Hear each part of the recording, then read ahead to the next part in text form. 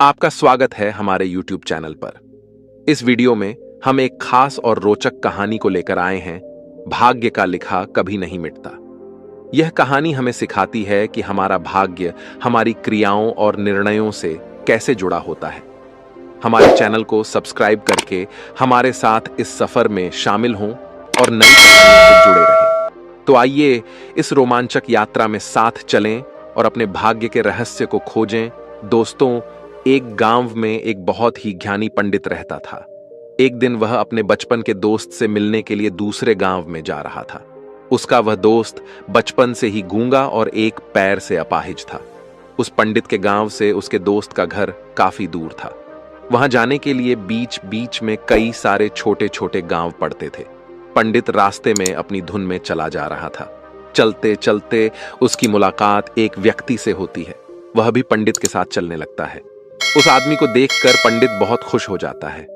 उसने सोचा, चलो अच्छा हुआ, साथ साथ चलने से उसका सफर आसानी से कट जाएगा।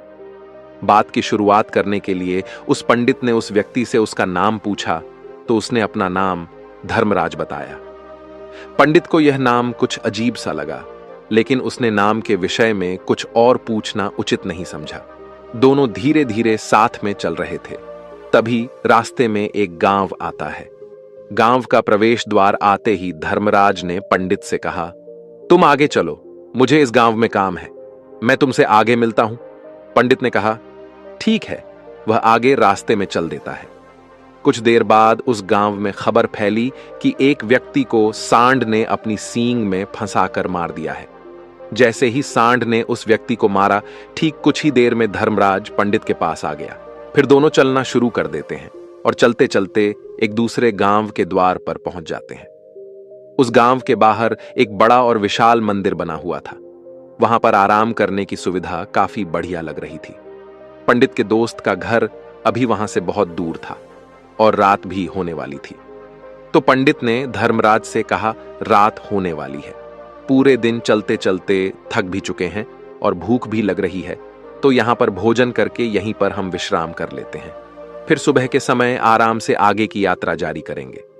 धर्मराज ने कहा, ठीक है, मुझे इस गांव में किसी को कुछ जरूरी सामान देने जाना है, तुम भोजन करके आराम करो, मैं बाद में आकर भोजन कर लूंगा। इतना कहकर वह वहां से चला जाता है। लेकिन उसके जाते ही कुछ ही देर बाद धुआं उठता हुआ दिखाई देता है और देखते ही देखते पूरे गांव में आग लग जाती है। पंडित ने हैरानी से सोचा कि यह धर्मराज जहां भी जाता है वहां कोई न कोई अनहोनी जरूर हो जाती है, कुछ तो गड़बड़ है इस व्यक्ति में। लेकिन पंडित ने रात्रि में धर्मराज से कुछ भी पूछना उचित नहीं समझा। सुबह होते ही दोनों फिर से अपनी यात्रा शुरू कर देते हैं। कुछ देर चलने के बाद रास्ते में फिर से एक गांव आता है। धर्मराज ने फिर पंडित से कहा, आप आगे चलिए, मुझे इस गांव में अपने मित्र से मिलने जाना है, मैं अपने दोस्त से मिलने के बाद आगे रास्ते में मिलूंगा। यह कहकर धर्मराज वहां से चला गया, लेकिन पंडित इस बार आगे नहीं गया। वहीं खड़ा होकर धर्मराज को देखता रहा कि वह कहां जा रहा है और क्या करता है। तभी थोड़ी देर बाद लोगों की आवाज सुनाई देने लगी कि एक व्यक्ति को सांप ने काट लिया है और उसकी मृत्यु हो गई है। ठीक उसी समय धर्मराज फिर पंडित के पास पहुंच गया, लेकिन इस बार पंडित से रहा नहीं गया और उसने धर्मराज से पूछ ही लिया कि तुम जिस भी गांव में जाते हो वहां कोई ना कोई अनहोनी जरूर हो जाती है, क्या तुम मुझे बता सकते हो यह ऐसा क्यों हो रहा है? धर्मराज ने कहा, पंडित जी, आप तो मुझे बहुत ज्ञानी मालूम पड़े थे, इसीलिए मैं आपके साथ चलने लगा था, क्योंकि ज्ञानियों का साथ बहुत अच्छा होता है, परंतु आप अभी तक समझ नहीं पाए कि मैं कौन हूं। पंडित ने कहा, मैं समझ गया हूं, लेकिन मुझे कुछ शंका है। अगर आप ही अपना उपयुक्त परिचय दे दें तो मेरे लिए आसानी होगी। तब धर्मराज ने जवाब दिया कि मैं यमदूत हूं और यमराज की आज्ञा से उन लोगों के प्राण हरण करता हूं जिनकी उम्र पूरी हो चुकी है। हालांकि पंडित को पहले से ही इस बात की आशंका थी, फिर भी धर्मराज के मुंह से यह बातें सुनकर वह घबरा गया। लेकिन वह हिम्मत करके पूछता है कि अगर तुम सच में यमदूत हो तो मुझे बताओ, अगले मृत्यु किसकी है?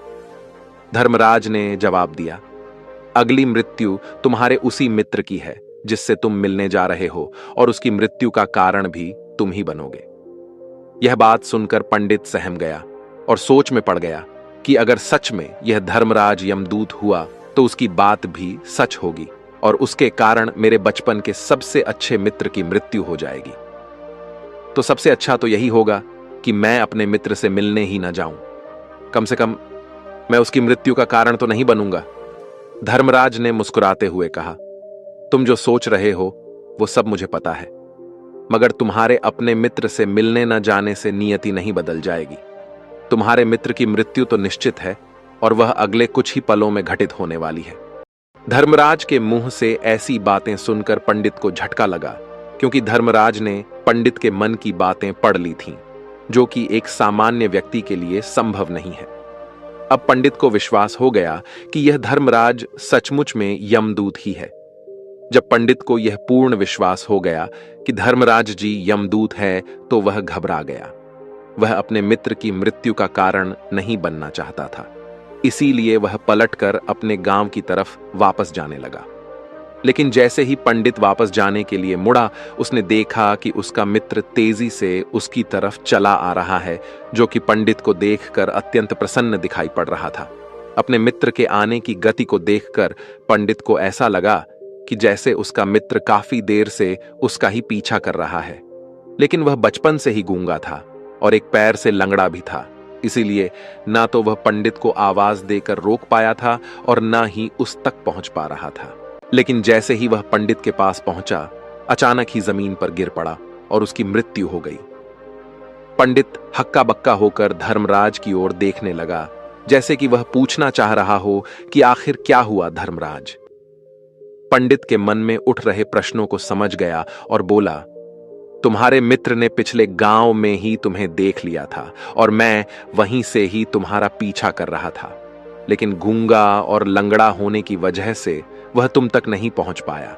उसने अपनी पूरी ताकत लगाकर तुम तक पहुंचने का प्रयास किया, लेकिन बुढ़ापे में बचपन जैसी ताकत नहीं होती, इसलिए हार्ट अटैक होने के कारण उसकी मृत्यु हो गई, क्योंकि वह तुमसे मिलने के लिए अपनी सीमाओं को तोड़कर तुम्हारे पीछे भाग रहा था।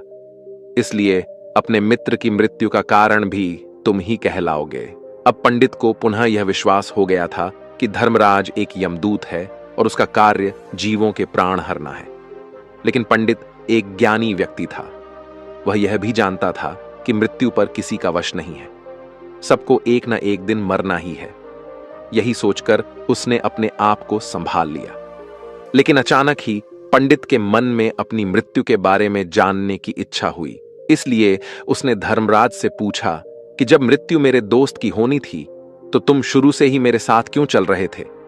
यह प्रश्न सुनकर धर्मराज जोर से हंसा और बोला, मैं तो हर पल हर क्षण सभी के साथ चलता हूं, किंतु लोग पहचान नहीं पाते, क्योंकि लोगों के पास अपनी समस्याओं के अलावा किसी और व्यक्ति, वस्तु या घटना के बारे में सोचने समझने या उसे देखने का समय ही नहीं होता।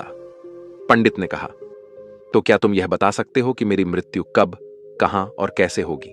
महाकाल ने कहा, हालांकि किसी भी सामान्य जीव के लिए अपनी मृत्यु के बारे में जानना ठीक नहीं है, क्योंकि कोई भी जीव हो वह अपनी मृत्यु के बारे में जानकर बहुत दुखी हो जाता है।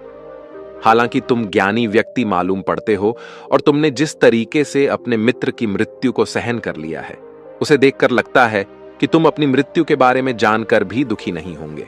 तो तुम्हारी मृत्यु आज से ठीक 6 महीने बाद आज ही के दिन किसी दूसरे राज्य में फांसी लगने से होगी। और सबसे हैरानी की बात तो यह होगी कि तुम स्वयं ही खुशी से उस फांसी को स्वीकार कर लोगे। इतना कहकर धर्मराज वहां से चला गया, क्योंकि अब धर्मराज के पास पंडित के साथ चलते रहने का कोई कारण न था। इसके बाद पंडित ने अपने मित्र के शरीर का अंतिम संस्कार किया और यथाशक्ति उसके क्रियाकर्म करके अपने गांव वापस आ गया। लेकिन कोई व्यक्ति कितना भी ज्ञानी क्यों ना हो, अपनी मृत्यु के बारे में जानकर दुखी तो होता ही है और मृत्यु से बचने का कोई न कोई उपाय भी खोजता है। तो पंडित ने भी वही किया, क्योंकि पंडित विद्वान था, इसलिए उसकी पहचान उस राज्य के राजा तक थी। पंडित ने सोचा कि राजा के पास तो कई सारे ज्ञानी मंत्री हैं, वह मेरी मृत्यु से संबंधित समस्या का कोई न कोई समाधान निकाल ही लेंगे। पंडित यही सब सोचता हुआ राज दरबार में पहुंच जाता है और राजा से सारी घटना के बारे में बताता है। राजा ने अपने मंत्रियों को सारी समस्या बताई और उनसे सलाह मांगी। अंत में सभी ने विचार विमर्श करके कहा, अगर पंडित की बात सही है तो उसकी मृत्यु भी 6 महीने बाद ही होगी, लेकिन मृत्यु तो तब होगी जब वह किसी दूसरे राज्य में जाएगा। यदि वह किसी दूसरे राज्य में जाए ही ना तो मृत्यु ही नहीं होगी। मंत्रियों की यह सलाह राजा को भी सही लगी। इसके बाद पंडित के रहने की सारी व्यवस्था महल में ही कर दी गई और राजा के आदेश के बिना उस पंडित से किसी को भी नहीं मिलने दिया जाता था। लेकिन पंडित कहीं भी आ जा सकता था ताकि पंडित को यह न लगे कि वह राजा की कैद में है, परंतु पंडित डर के मारे स्वयं ही कहीं आता जाता नहीं था। धीरे धीरे महीने गुजरे गए और पंडित की मृत्यु का समय नजदीक आने लगा और अंततः वह भी दिन आ गया। जिस दिन पंडित की मृत्यु होनी थी उसकी एक रात पहले पंडित डर के मारे जल्दी ही सो गया ताकि जल्दी से वह रात बीत जाए और अगला दिन आ जाए ताकि मृत्यु टल सके। लेकिन पंडित को नींद में चलने की बीमारी थी और अपनी इस बीमारी के बारे में वह स्वयं ही नहीं जानता था। तो फिर राजा, मंत्री या किसी वैद्य को इसके बारे में बताने का कोई प्रश्न ही नहीं उठता।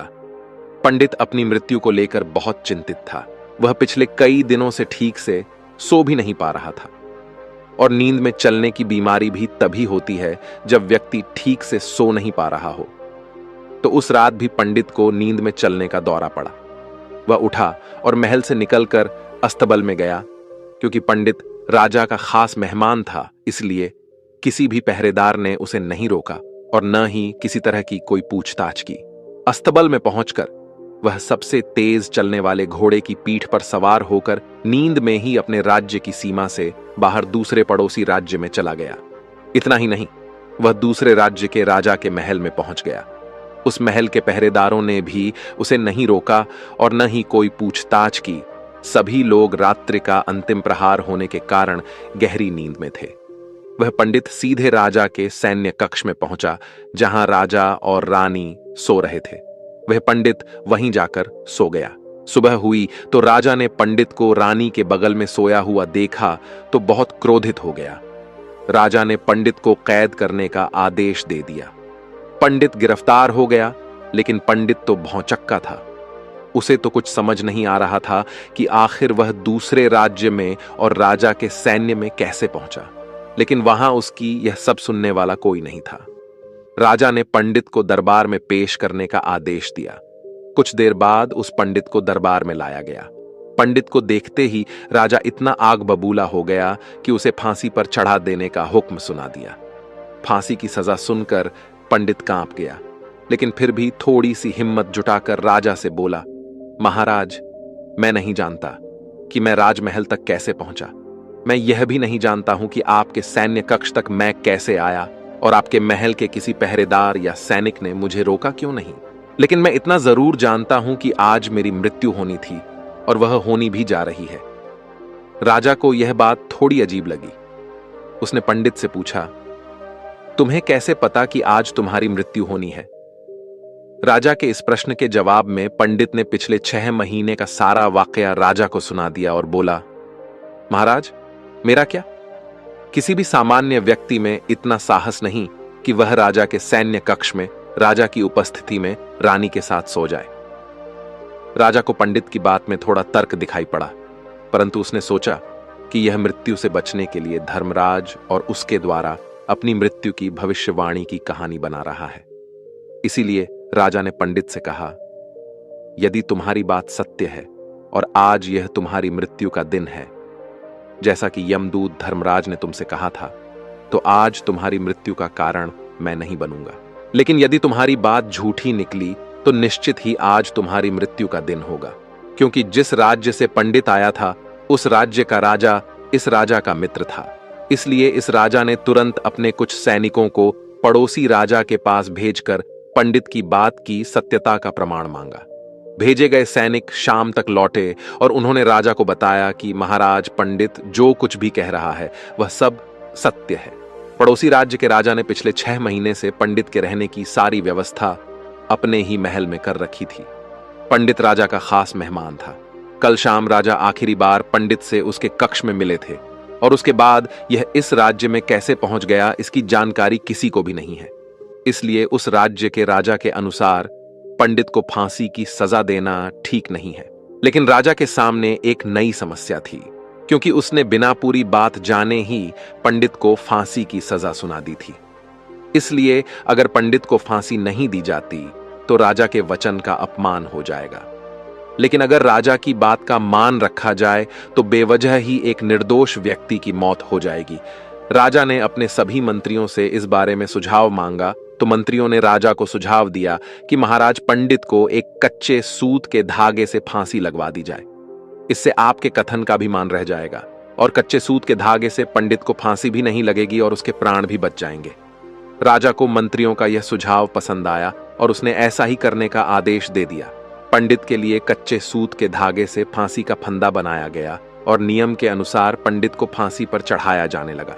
सभी लोग बहुत खुश थे कि न तो पंडित मरेगा और न ही राजा का वचन खाली जाएगा।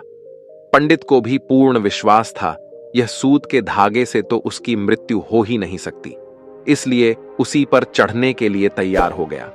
जैसा कि धर्मराज ने भविष्यवाणी की थी कि तुम खुद ही अपनी फांसी को स्वीकार करोगे।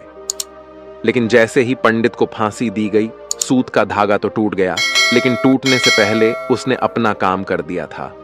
पंडित के गले की एक नस सूत के धागे के झटके से कट चुकी थी और पंडित जमीन पर पड़ा तड़प रहा था।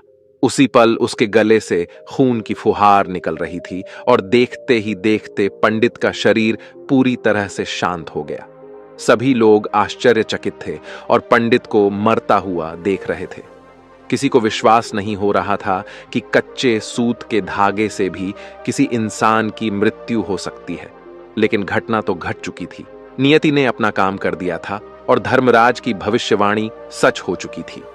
श्रीमद् भागवत गीता में भगवान श्री कृष्ण ने कहा है, जो होना होता है वह होकर ही रहता है। हम चाहे कितनी ही सावधानी बरतें, कितना ही उपाय कर लें, लेकिन घटना और घटना की पूरी प्रणाली पहले से ही तय होती है, जिसे हम थोड़ा सा भी इधर उधर नहीं कर सकते हैं।